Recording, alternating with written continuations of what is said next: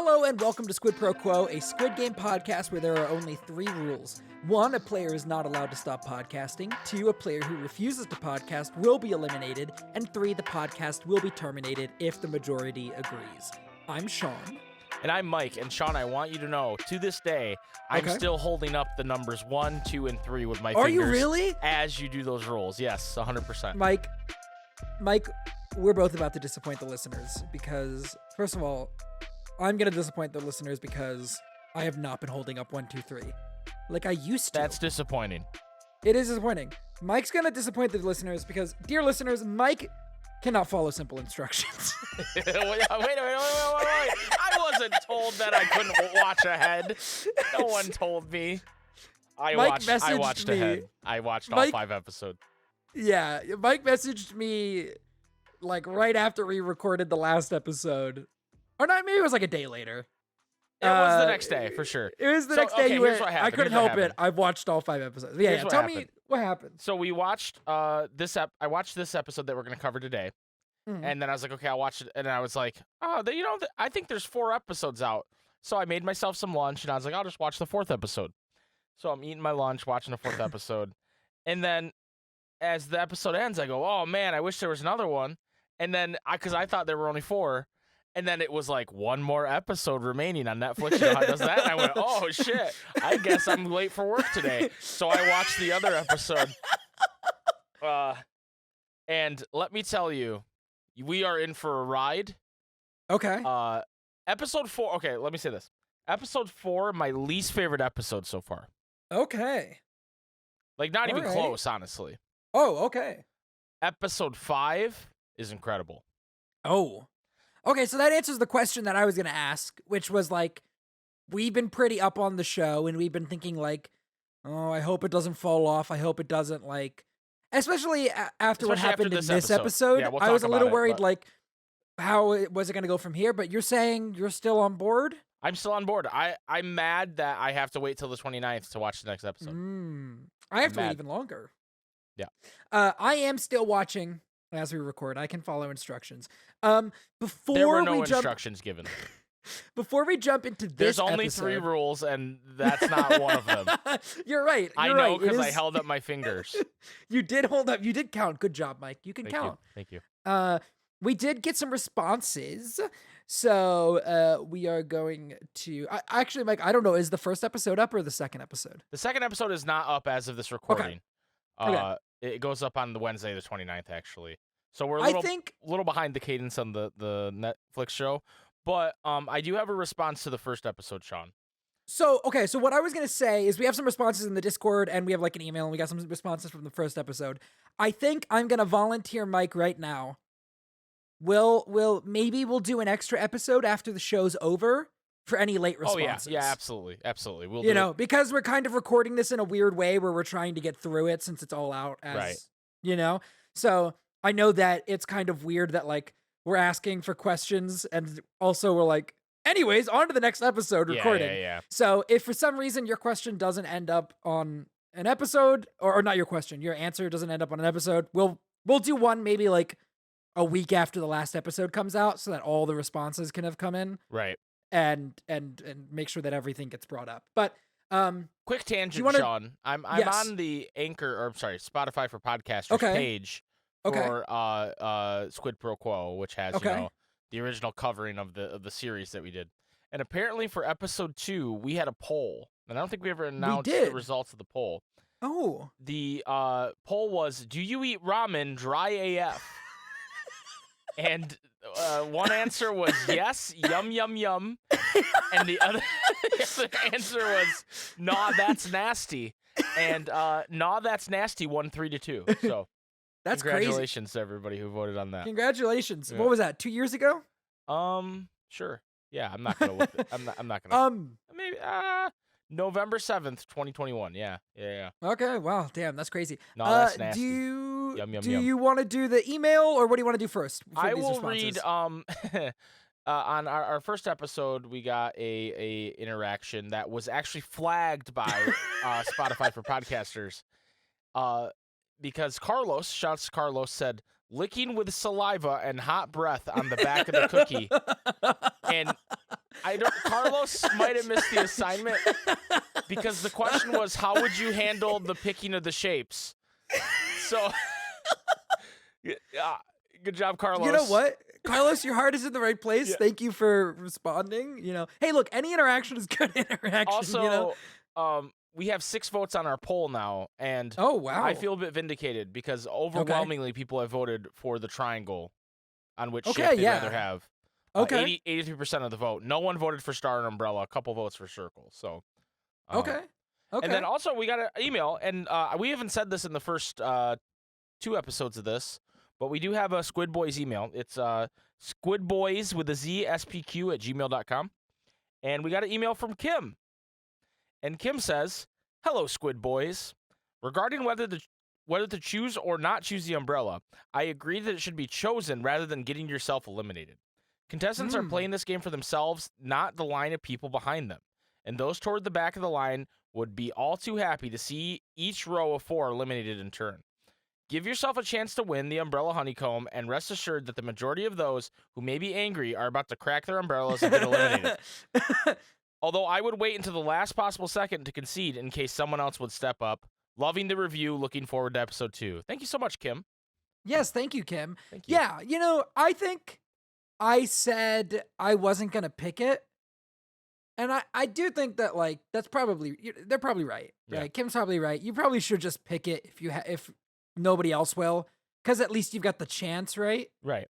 But as we see in this episode, to be honest with you, if you picked the umbrella, I don't know if you'd make it past this episode, the ending. I think we'll talk about, and obviously you have no way of knowing that's coming, but I think that if you are the one that picks the umbrella and you make it through the challenge, you don't make it past what happens at the end of this episode. Yeah, that's possible. So we'll talk about that in a bit. But we also had some answers on the Discord from our good friend Tyler Ims, where he answered both a question for the first episode and the second episode. He said, for the first episode's question, I definitely try not to settle for umbrella like Spencer did. The hardest I'll take is star. Otherwise, fuck it, we all go down. Which, you know what? Fair enough, dude. That's because that's where I was thinking as well. I like the idea of dragging everybody, but I'm also I'm a vindictive and petty person. So if these people aren't willing to cooperate, there's something inside of me that's like, yeah, let them all fucking burn. Yeah, definitely. You know what I'm saying? Definitely. I'm with you.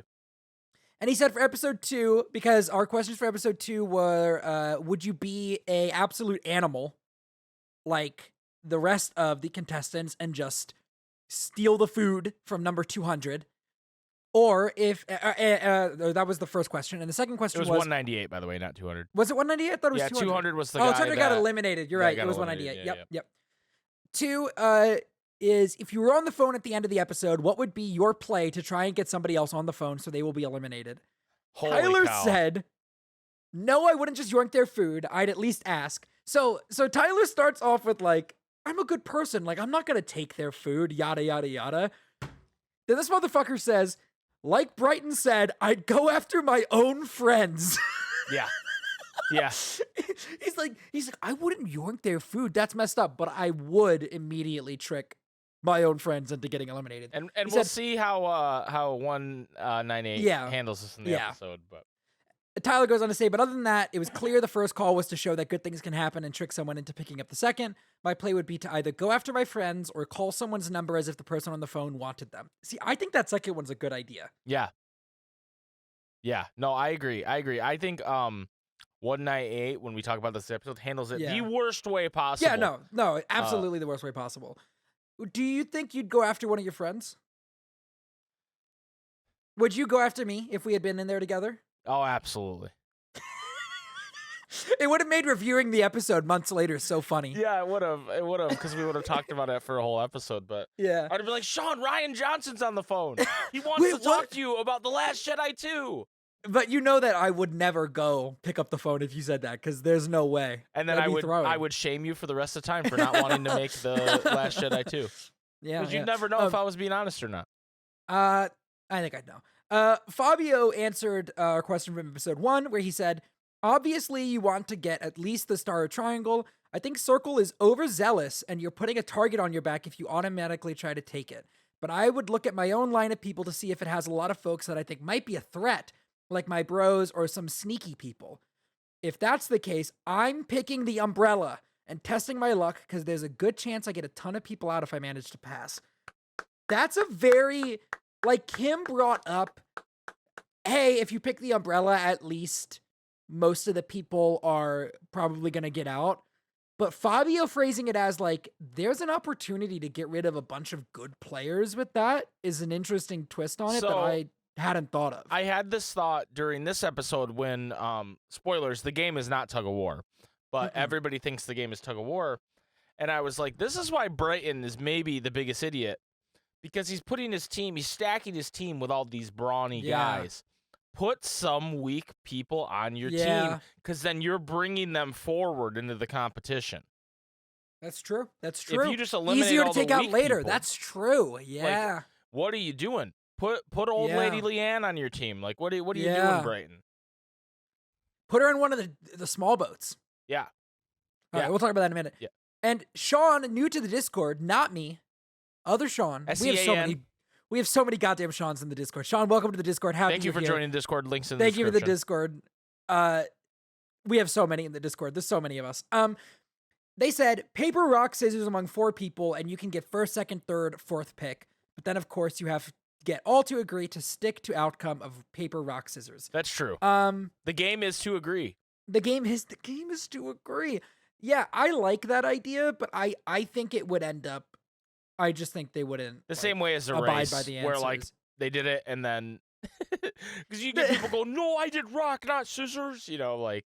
But like the thing with the race is that was so clearly rigged. Yeah. Like the guy who came up with the idea was like, all right, go. And he was already moving before he said it.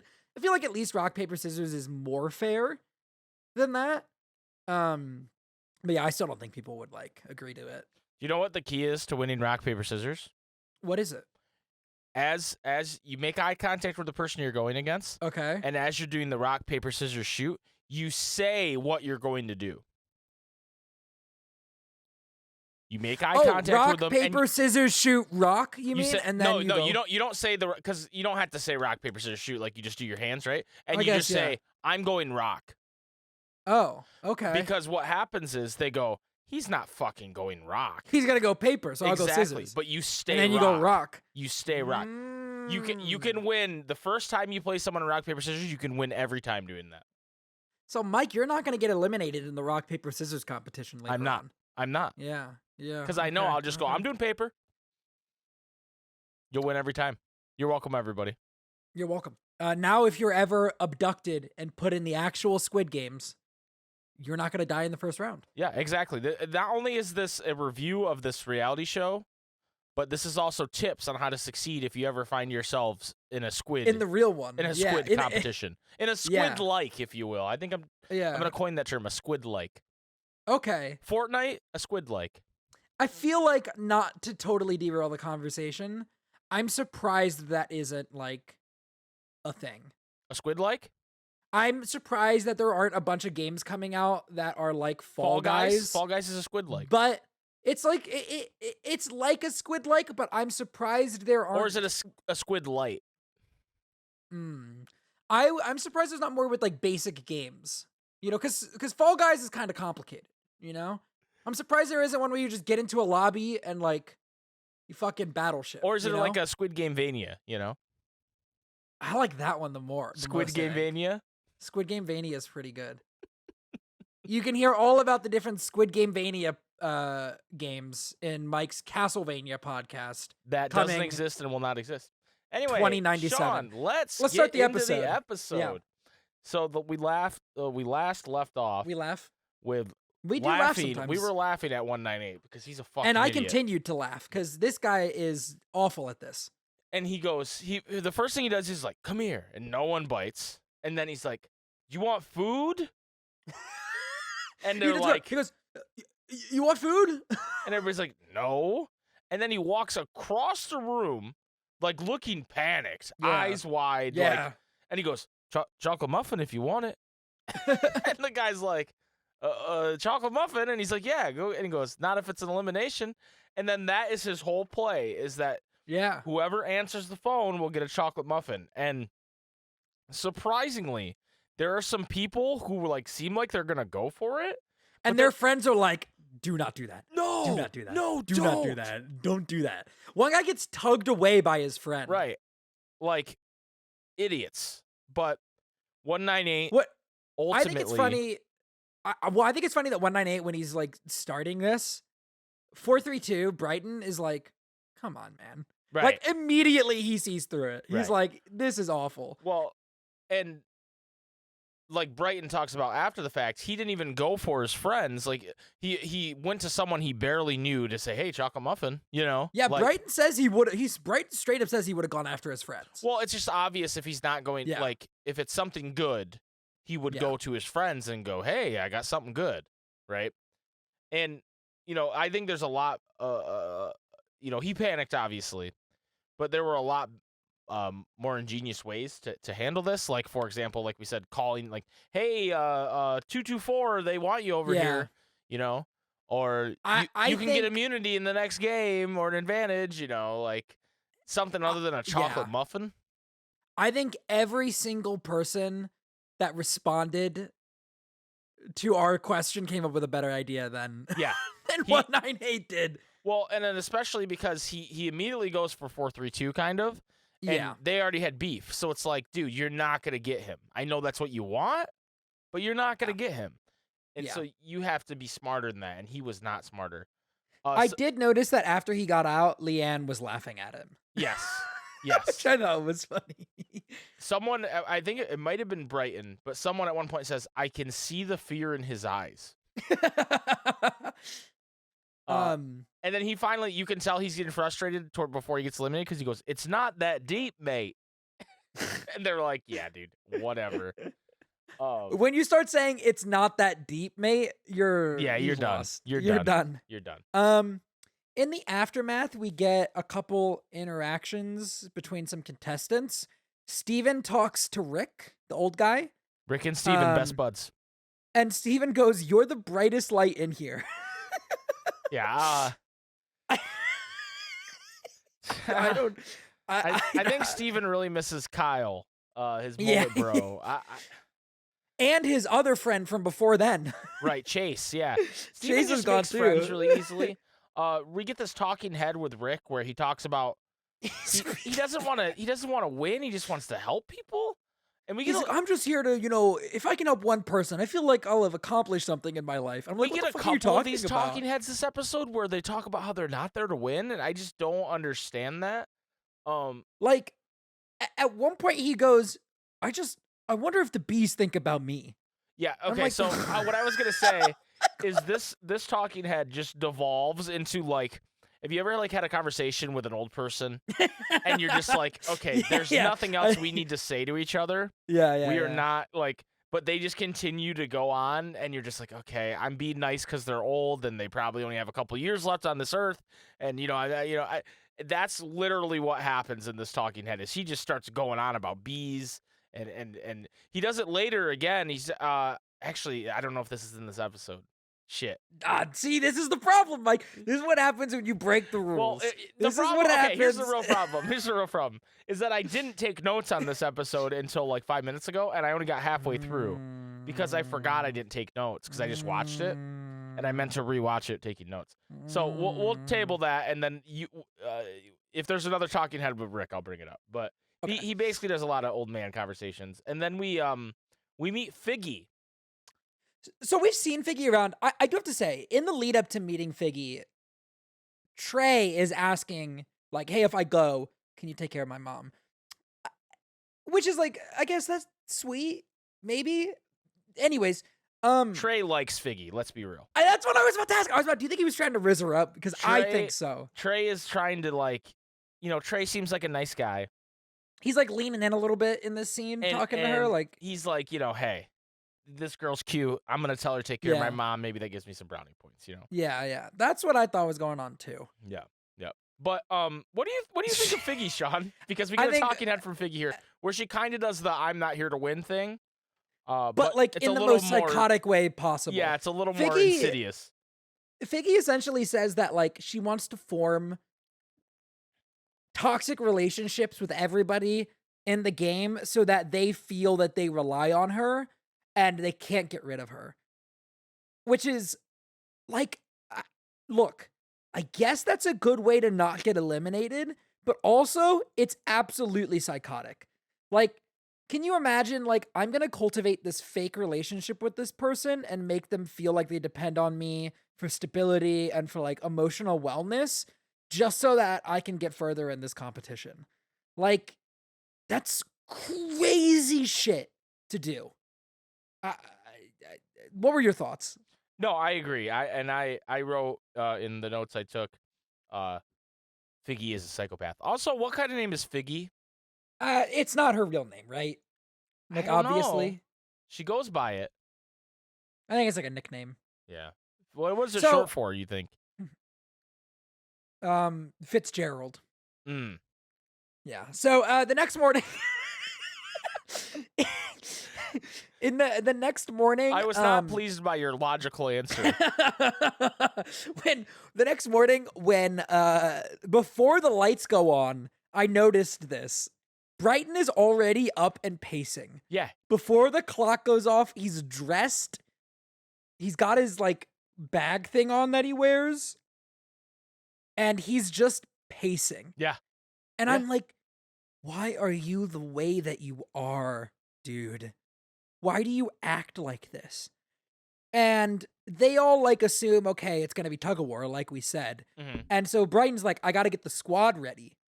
And they're doing like I understand wanting to warm up, like, let's do some stretching, but I feel like they're using up energy. Like, he's doing push-ups and he's like, they're doing laps around the room. I'm like, okay, maybe stretch, you know, get limber. But like, I feel like you're setting yourself up to go into the challenge already tired. If you're like gonna like do a quick workout when you wake up too. I don't know. Maybe it's because I'm not like a workout guy. You know, I mean, you know, Mike, you've met me. I'm not a workout guy. You're not a workout guy. But I can confirm, everybody, he's not a workout. Yeah, exactly. But to me, it doesn't really make a whole lot of sense. And they kind of go on to the next challenge. Well, there's a lot of talk about tug of war. Okay, because they think it's gonna follow the show and it's gonna be tug of war. Yeah. And I was thinking about this. I don't know that tug of war to me is like, it's in the original show, and that would be like a good like trailer moment for this show. Yeah. And we didn't see it at all, right? So I think we probably should have expected no tug of war. I think it's hard to do that. I'll also say that, like, I was not surprised by this twist because when I clicked on the episode, the thumbnail was Battleship. Yeah. They name it War. They called this episode War. Where leading up to this, the episodes have been named their like equal in like what the game was from the show, like the Man with the Umbrella and that. This one was just called War, and so you're like, oh, it could be tug of war, but really it's not. And it's well, before we get to that, they get put in a room and there's 8 signs to line up. Well, okay, sorry, before we jump to that, I actually there was some talking about like okay, sorry, before we jump to no, I'm just kidding. Yeah. No. So there's some talk of like, man, you know, we're going into this and you know, you don't want your good friends to go. And I'm like, you've been in here for 3 days. Yeah. Do you have good friends in here? Like, I don't know if I buy it. And the other thing that, while I was just watching this, I was very curious about how they shoot all this. Because, like, presumably the dormitory is one place, right? Mm-hmm. And then do you think they take them, like, there's no way that the dormitory leads into that fucking usher painting. I don't know, man. Like, I think it's got to be another set that they got footage of them walking up the stairs to use as interstitial. Like, my thought is they get shuttled over to this other like battleship set or the lineup room set. Like, I'd be curious to, because this is the kind of thing I think of. I think of like the production side, and I'd be curious to know. Like, my assumption is they're all individual sets I don't know, that they have man. to get like shuttled to. I don't know. I think this is all one sound stage on You like think so? fucking Netflix's lot or whatever. Hmm. Netflix spares no expense. Yeah. Well, yeah, I guess. Anyways, yeah, so they go to the they go and they, like you said, there's the 8 lines that they have to form. And they have to form equal teams. And there's a guy we haven't met yet named TJ that we're gonna meet a little later, who is really like barking out orders to people about, think about everybody else. Don't just think about yourself, because the team's set to be equal. Yeah. And Figgy is just bullying this guy. Get out of line. Like, go, we don't want you. And she does the like school thing when you're bullying somebody. Yeah. Everybody that wants 186 to get out of line, raise your hand. And then he doubles down and goes, that doesn't mean I'm going to get out of line. And it's really funny. And then TJ gets involved and starts yelling. And so he's like, all right, fine, sure. And then Sean, not his real name, Dash, invites 186 to his line and says, we got this, bro. Don't worry, we got this. Figgy really making, good relationships with people. Yeah, exactly. Yelling, get out of line. I thought like them voting on who to kick out was, so okay, who wants to get rid of blah blah blah blah? Yeah. And like he's like, I'm not gonna move. I thought that was really funny. Yeah, there was I guess I wrote the game is to agree, because I like writing that whenever there's anything like this. Do you think they would have eliminated a whole ass line if there wasn't? No. I don't think so either. Not a chance. Because they were definitely afraid that they were going to. That's why they were freaking out. But I don't think they were. Yeah, not a chance. No way. They would have just moved someone. There's a woman who's crying. I didn't catch her number. But Brighton, she's in a different line from Brighton, and Brighton goes, you're bawling, crying right now? Yeah. For what? And I'm like, what an asshole. He goes, control your emotions. This is not a game of sympathy at all. And this is when I noticed TJ 182, because he was consoling this girl. Yes. And helping her out. So I think we meet TJ right after that. And he is a former professional basketball player. And the curiosity got the best of me, Sean, because I said, okay, I don't recognize this guy. I used to be pretty into like NBA basketball and college basketball. Okay. And I looked him up, and he played for like a Harlem Globetrotters type team, but not that. Not even that. Okay. Not even the Harlem Globetrotters. Yeah. Okay. So he wasn't. I mean, I think it sounds like he had a pretty decent college career, but then didn't play in the NBA. So he talks. Well, here's what I'll say. Yeah. He seems like a real cool dude. Yeah, for sure. For sure. I think this is the first episode where we meet normal people that I think I like. Yeah. No, we also meet Brad in a little bit, who seems pretty normal. Yeah, Brad, I dug Brad. I thought he seemed pretty cool. Yeah. Seemed like a leader, Who immediately is like, I play a lot of Battleship. And I was like, okay. Sean, wait, Warship? Yeah. Warship, sorry. Warship. Yeah, they really were avoiding that. Mattel did not want the payday. Mattel did not want the payday for some reason. They couldn't, especially since Mattel's renewed interest in the cinematic universe after Barbie, you definitely can. Yeah. I'm assuming. No, you'd think they don't want to, because they need that Battleship brand to be ready. But they already made that movie and it sucked. But they're going to make another one. Yeah, okay. All right. Sure. So we do find out, spoilers, that it's warships and not tug of war. Yes. And we have Brad's team. 337 is Brad. Which has is there anybody on there that's like the Dreadlock guy's on there? Okay. I'm scrubbing the episode right now. Yeah, Leanne and they're not in there. No, they're later. Leanne and Trey aren't. The other team I think is the big one. Yeah, because Brighton and 270, whose name escapes me, the Australian guy, the Chad Australian guy, are there, and we meet Jesse. Who? So basically, in this game, they have to pick a captain from each team. Brad's the captain for one team, and Jessie volunteers to be the captain for the other team. And her reasoning is pretty flawed, in my opinion. Mm-hmm. She says she's trying to save herself by stepping up. And so she wants to, take control of her own destiny, so to speak. And I just don't think it works for her. She picks 352 as her lieutenant because you had to pick a lieutenant for some reason. Brad picks 178. We don't get names for these two, I don't think.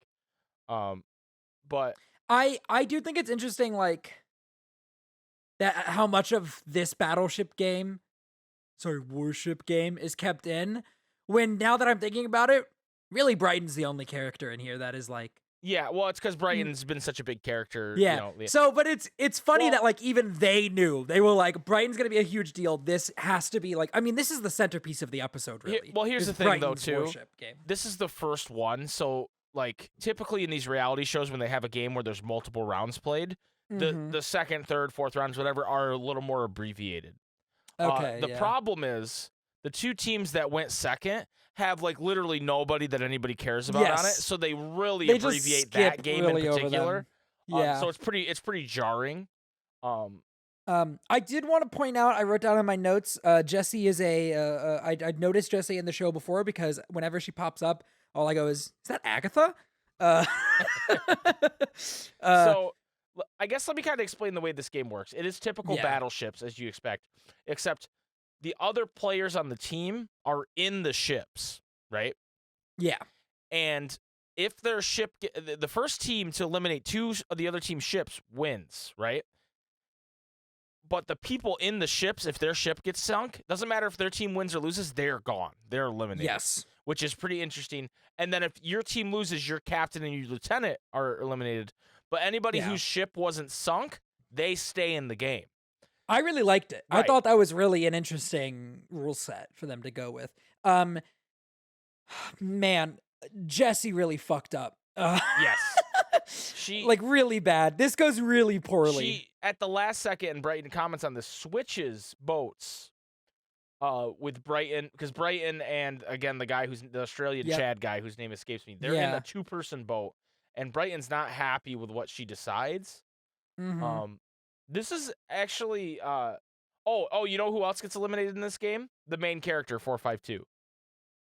From the right, I don't think we ever learned his name, but to me he's the main character. Yeah, he is on the blue team as well. Yeah, but I love this set.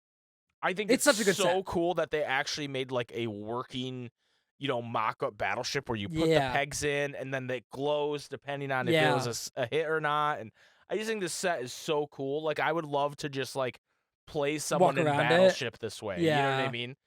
Or warships. Sorry, warships. Warship.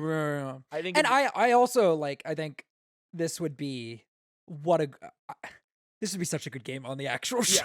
Yeah, like for sure. We talked about this like off where like you were DMing, like, they fall through like a hole, and I was like, well, what if the fucking ship actually explodes? That would be pretty wild. Blood everywhere.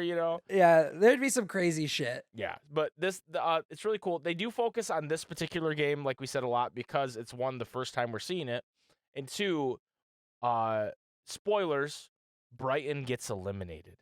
Yes, which I did not have on my bingo card. Neither did I. I was really surprised, and like I think this is the big thing that we kind of teased earlier, where I was unsure about the direction of the show after this. Yeah, I was kind of like, gonna say that as well. We lose Brighton, who's been like the main antagonist of the show. And pretty unceremoniously we lose Brighton. And I would also say by the end of the episode, we don't have a new one. Yeah. So like that's why definitely going through by the end of this episode, I was a little like, okay, I don't know. I'll tell you, like how this will go. You've already identified the next villain. Ooh, interesting. Okay. In episode 1, you identified the next villain. Did I say they were going to be a villain, or did I just say, ooh? 100%. I can't remember. Yeah, I'll that's good. Okay. I'll leave. Is that going to be episode 4? Yes. Okay, I might watch that next. Yeah. After we finish recording and see. So anyway, the blue team loses. They do pretty good. The blue team does pretty good though, because, or not the blue team, sorry, the red team. Like they lose. They lose one ship. But at least doesn't the red team take out one of the big ships? Yeah, they take out the big ship with 452 is on it. The 5-person ship. And what's really interesting about this game is like if you sink the 2 ship and the 3 ship, you'll be done faster than someone who's sinking the 5 ship, Yeah. right? And so there's a lot of in all 4 of these rounds, there's a lot of close calls where like if you pick the wrong spot, that's the difference between your team winning and losing. And so this is like really like captivating television to me. It is. I think so too.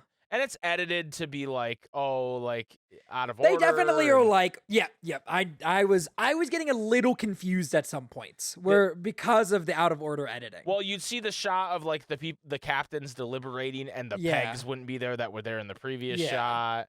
And Brad does remark, they win and they're jumping and celebrating, but they did lose a ship, and there are people on their team that did not make it. But when you think about like it sucks that like they lost a ship, but at the same time, it doesn't. It doesn't. And also, they managed to take out one of the big ships on the other team. Yep. So that means there's 5 people out of the game. That's kind of another thing is like presumably it would be easier to take out a 2 and a 3. Yeah. Because you only need to use 5 shots to take out a 2 and a 3. Right. But taking out a 5 ship, it's 5 shots. It takes you longer, but that's 5 people out of the game. Yeah, definitely. So and they lost a 4 ship, I think. So they lost a few people there too. Yeah. Brighton's last remark is, "Man, I really thought I'd make it all the way." And then he just kind of looks around in silence, and it's like, "So did we, buddy. So did we. We were very concerned." When the winning team runs back in, they do a squid dance. Yeah. Which I really enjoy. I did like Brad was looking at like the people that were like in the boat, and he was kind of like giving like inspirational speeches to them or whatever. And I wrote down, "If we can't save the boat, you'll be damn sure we'll avenge it."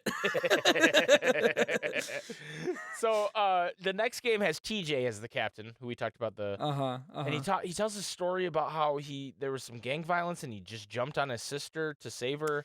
Yeah, that was crazy. And everybody was like, "You idiot, why'd you do that?" And I'm like, "Wait, who fucking said that to you?" I don't know who would say that.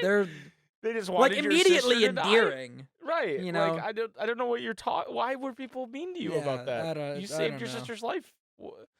And he's kind of like, "That's just who I am." And like, that's great. A great sentiment. He seems like a pretty good guy. And I mean, it builds up a kind of hero character, which I think they've already been kind of doing. Right. Right. He has Lorenzo on his team. Yes. I think that's really the only important character in this one besides him. I think Leanne and you're right. Leanne and Matt Pat I couldn't think of his real name, are in this one, and they are 1 shot away from being eliminated. Oh, you're right. And TJ pulls through for them. Captain dude, TJ, I might be getting behind Captain TJ, dude. Here's the thing. TJ is like, "I love you guys, man. We got this." Yeah. And Lorenzo is not fucking having it. Well, yeah, because Lorenzo's the fucking Joker. Yeah, I know he is. He really is. Dude. I bet Lorenzo's the new villain. I forgot that he made it through. Oh, he's definitely the new villain, isn't he? Oh, man. Oh, I'm excited. Because he's the Joker, dude. Yep. Oh, my God. It was funny. I was talking to Fabio about this television show, trying to convince him. Because he watched the first episode and he said he liked it.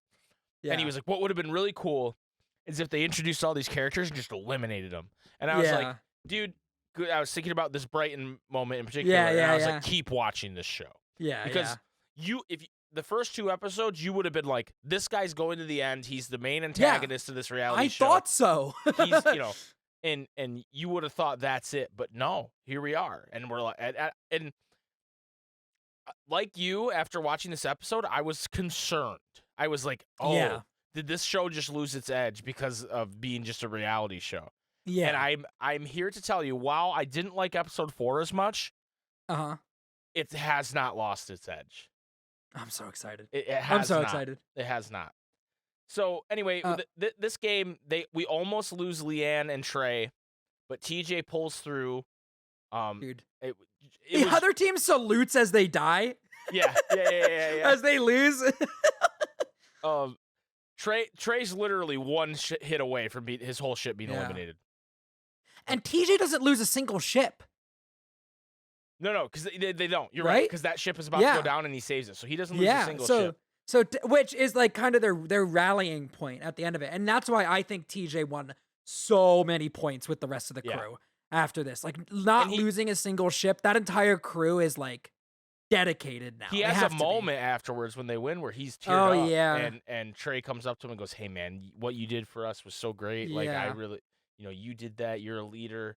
I'm so proud of you, and it's like, it's pretty cool moment. It's pretty emotional, and it feels real. Right. Like, that moment could very easily have felt like tacky and not, and very like fake, but it definitely hit, I think. Yeah, I agree. So we get to the next game, and we have B, number 18, who is definitely a Twitch streamer. Well, we in reality we find out that she's a video game developer, right? Oh, I don't know. I think she says she plays games for a living. It says games industry professional. I think she's maybe a streamer. She is a streamer. I think she's a streamer. I haven't looked her up. Because when I looked, one thing I didn't say when I was looking up TJ is I was terrified that I was gonna spoil the show get for spoiled. myself. That makes sense. That makes sense. So I didn't look super into TJ other than he wasn't like an NBA basketball player. Dude. I didn't look her up at all. I'm assuming she's a streamer. That's my assumption from it. Yeah, okay, she that talks makes about sense. how much she likes games and how good she is at games. And well, she gets introduced and she's like, I think everyone knew that I was a bit different from other people from a really early age. And she said that she has an IQ in the top 0.5% or whatever. And immediately I was like, this is gonna fucking like. But then this is gonna be stupid. Like she's gonna annihilates this other team. Not even close. Completely. And she's like, he'll always aim for C3 first. And I was like, bullshit. Nope. Okay. They did aim for C3. And this is the game where they run through it really fast because the rest of the team is like we don't even know who the captain is, number 57. We don't even know who she is because they just get annihilated and it's just done for them. B just totally destroys all of them. Yep. Like they edit it to make it look more impressive than it actually is. Like, for sure. When you get a good look at the set, you see that she did miss a few, but they only show her hits. Right. They just show B hitting over and over and over again in rapid succession. And she does miss a few, but it's still like, I messaged Mike afterwards. I was getting ready to like totally clown on B because like, let's be real, her talking head was pretty fucking cringy. Yeah. But I don't know if I can because... Well, and what's really funny to me is like he destroyed them. I'm watching it back right now, like with the sound off, just to like jog my memory because I didn't take notes. And she'll like put in her shot and then put her hands behind her back and walk away like a fucking like general. She like just keeps doing it, and it's making me laugh so fucking hard. She does so well in this that I can't hate on her. Well, and they just showed now too, like. So some of she didn't lose a ship, but they were definitely hitting her ships. Yeah. Which they don't really show that. Like that she would, but they didn't lose any ships, but there definitely were some hits there. So and she says like, I think people realize now that I'm super intelligent, and I'm like, okay, easy. You're easy, but you are very good at this, but easy, And then now we have the Ganbu gang coming in, and with the dude 107 as well. Yeah, 107's on the red team with Figgy, and the Ganbu gang is on the blue team. And Dan 204, Dan is the captain of the Ganbu gang. You know what? Dan really shone. Yeah. In this because Dan makes this is the episode where we get some heroes for this show. We've had all villains until now, but then we get introduced to TJ, we get introduced to Brad. Yep. And then we get Dan, and like, not to totally spoil it, but like it comes down to the very end where like we know which one is the right answer for them to win. And everybody wants Dan to pick the wrong one. Including Dan, by the way. Including Dan goes, I have 5 like kids or something, so I want to pick 5. I think it should be 5. And Rick goes, I have 18 grandkids, so I want to pick 8. And you're like, what? And everybody's saying 5, and Rick goes, pick 8, and Dan goes, I'm picking 8, I'm going with Rick, and it's the right call because they win because of it. And then Rick goes, I helped. Like, that's his talking head. He just says, I did something. I helped. I did what I wanted to do. And now I'm so scared that we're going to get a horrific death scene, like in Squid Game later on, where Rick is going to die. Rick is going to die playing marbles with, like, Steven or something. Right. We also lose Figgy in this round. Yep. And we lose 107, Theo, who was my dark horse to win the whole thing, which I was pretty upset about. Dude, rip Theo. We lose a ship of 2 people on the blue team as well that aren't people we know. Yeah. But Dan, this is an intense, and I feel like we're underselling it a little bit how intense this actual game is. It's riveting to watch. It is. It really is. I mean, I don't think it wouldn't behoove us to go, okay, then he does C4, and then he does B6, and it's like, but it's a pretty intense game, and it comes down to Rick's call, which he makes the right call thanks to his 18 grandkids. Like, I truly was on the edge of my seat waiting to see if Dan was going, because, and I think the genius thing is we know the right answer, right? We know that Rick has the right answer, and we know that everybody but Rick wants to pick the wrong answer. And so I was on the edge of my seat, like, I was like, Dan, just trust Rick. Just trust Rick, Dan. And it was really, like, it's a well-made, I've got to say, I've seen a lot of shit talk about this show online, and I think that a lot of the conversation around its existence being like we talked about this in the first episode, like, it sounds like the production was really fucked up. It sounds like, like, obviously the existence of the show is antithetical to, like, the whole fucking premise of the original show, all that stuff. But all that aside, looking at this as a reality TV show, it's fucking riveting. Yeah, it is. So I really think that people aren't giving this show that I feel like a lot of people went into this show with their minds made up. I will say, when I logged onto Netflix today, it's the #1 trending show on Netflix. Okay. So people maybe I'm are just watching seeing a lot of but Twitter. I think I think you're just seeing the vocal minority on Twitter saying bad things about the show, and like reviewers reality TV shows are never gonna review well with reviewers. No. And I will say, we were going to cover this as like a joke, right? A joke, yeah. And now I'm so glad we did, because I agree. I think it's riveting. Like, listen to how enthused we are talking about this. Exactly. Like, and I think that this episode really sells that, like, they know how to make a fucking show that's tense as well, So I think, obviously nothing will, it's not trying to be the actual, show. No. But for what it is, I think it's a lot of fun. So, I was a little disappointed to see all this conversation, because it does feel like a lot of the people that are being very vocally, like, dismissive of it kind of had their minds made up. And to an extent, like, I don't begrudge those people, because I understand their problems. But I do think if you try to separate the show from, like, everything surrounding it and just approach it as, like, what it is and engage with it on that level, I think it's really engaging and a lot of fun. I agree. After that match where Rick saves the day, he's a hero, and Steven goes, Rick and I were close before this, but I trust him with my life at this point. I trust this old man with my life, he says. I can't wait to see what happens. Steven is so down bad for friendship. He really is, isn't he? He's so down bad for friendship. Who hurt him? Have we gotten a talking head about, like, the tragedy in his past? Yeah, I don't think so. Something is. Yeah. There's got to be something up with that boy. I don't know. That boy ain't right. So Trey is upset, waiting for Figgy to come through the door, and she ain't coming through the door, brother. Man, he was down bad. Yeah, dude. He was. Where's Figgy? Where's Figgy? And she didn't. He even talks to his mom about it. Yeah. And she's like, "Oh, okay, you're being kind of a pussy." No, she doesn't say that. No. And they do the thing where they, like, get rid of the faces on the board. And I was like, man, they're really we're getting down to it. Yeah. Like, yeah. I think we go sub 100 on this one, right? They're like down to 90 something. Yes. I'm at that part in the show right now where the guards are coming out, but they go down lower than 100. Yeah, 90s, 80s. Yeah, they're down there. They're down there. Yep. And so 70. Yeah, it's they're at 73. 73 people left. $3.83 million. Yeah. And everybody's kind of, relaxing afterwards, and then they bring out this control panel. fucking scary as shit. I actually wrote down, what the fuck is that? Yeah.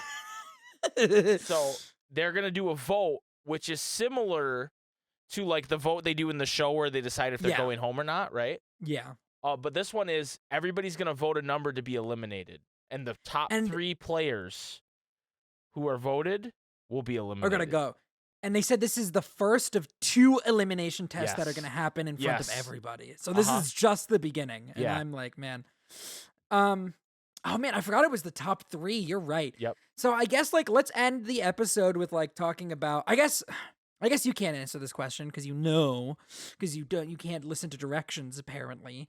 There are no directions. There were no rules. There were no rules. The rule is to keep watching. The rule is to agree. And I agree that I'm glad you had a good time watching it. So I will try and pick 3 people, and I want to ask, people no spoilers. I guess that's not a good question, is it? Because people probably have already watched all 5 episodes. Yeah. So while I try to pick the 3 people I think are going to get voted out, why don't you try to come up with a better question than that? Okay.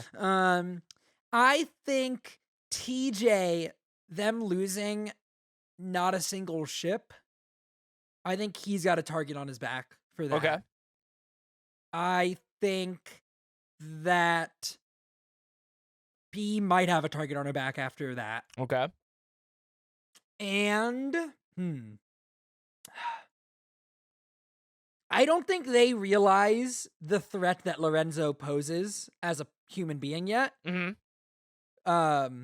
Not just as a contestant, just as a person in this world. I think that I think the FBI should be watching Lorenzo. Yeah, they should. I think he's I'm getting the picture. I've got the shot open of all the remaining faces. So I've got TJ. I've got B. Who's like the third? Maybe Jada made it. And Jada's psychic. So Clairvoyant maybe even, yeah. Clairvoyant. I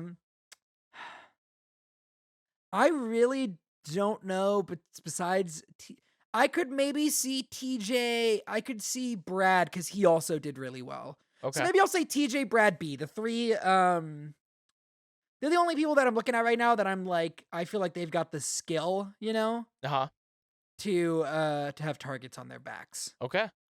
I can neither confirm nor deny. Yeah.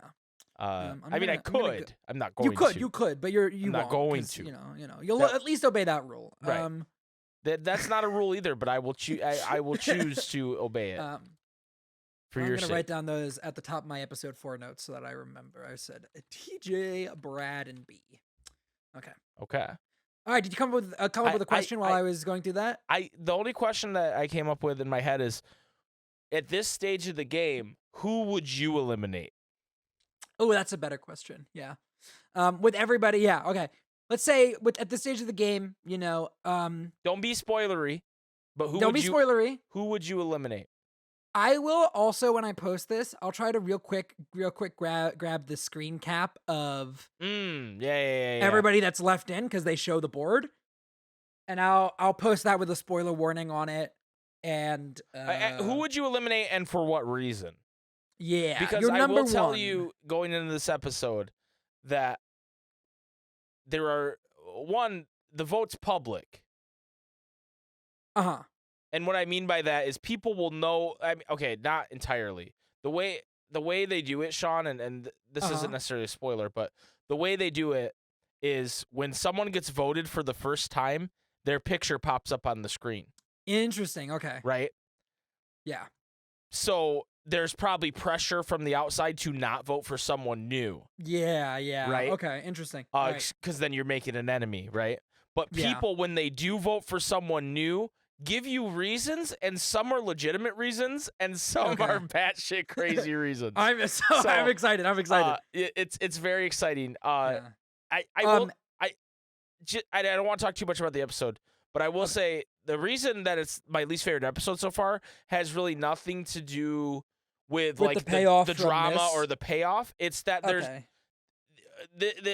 there's not really the two tests take up the whole episode. So there's not a game. Yeah, okay. So there's not a game, and so that's in like the similar way to where like although objectively episode 2 of Squid Game Hell is a good episode, I didn't like it as much because there wasn't a game.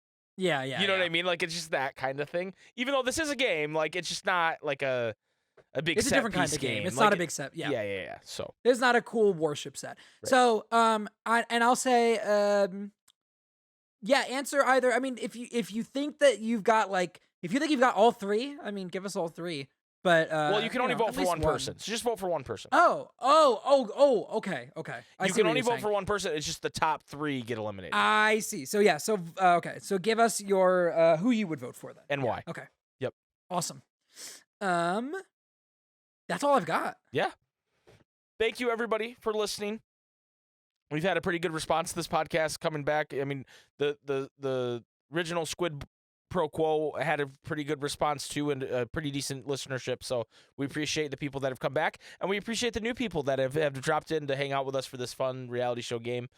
Remember, you can email us at squidboyspq@gmail.com. That's squidboys with a Z. You can join the Discord in the description to answer any of this stuff, or you on Spotify for podcasters, they allow us to put the questions in there, so you can answer them there as well. So thank you guys again. Sean, where can people find you? You guys can follow me on Twitter at Sean_AFK. And you can follow me at SpikeGhetti Bros on X or Twitter or whatever you want to call it. Sean, I agree to end this episode. I agree. See you guys later. Bye.